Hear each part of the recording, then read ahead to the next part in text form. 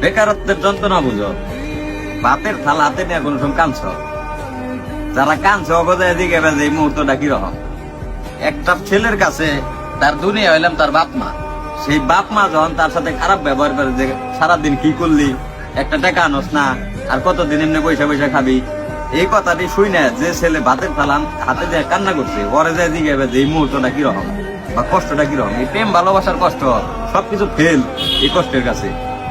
কারণ হলে যখন তোমার মা 10 মাস 10 দিন তোমার যখন পেটে ধরছে, এই মা তোমার পাইলা পয়সা বড় করছে, এই মা যখন তোমার কইব যে কি কামাই করলি বা আমাগুলিকে কি করা পারছ, কি দিয়া পারলি, তখন তুমি বুঝছো যে ভিতরে কিরকম লাগে।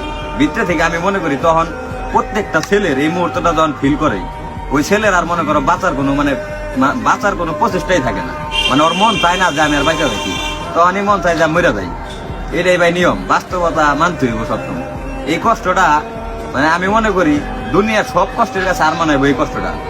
বাপ মা মনে করো এমন একটা জিনিস, না কিছু কম যায় না শোন যায়। মায়ের পায়ের নিচে সন্তানের বেশ, তবে মায়ের কি কম।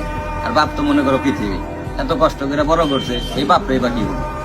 দোষটা মনে করো নিজের দোষ দিন না ভাগ্যের দোষ দিন, ওইটাই করে বোঝা যাবে না। মানে আমি চাই যত বেকার মানুষ আছে, যত বেকার ছেলে পেলে আছে, আল্লাহ সবাই রে ভালো একটা অবস্থানে নিয়ে দিক, এই তৌফিক দান করুক। এটা কর্মের ক্ষেত্রে যে কোনো ক্ষেত্রে আল্লাহ সবাই ভালো একটা অবস্থান দান করুক।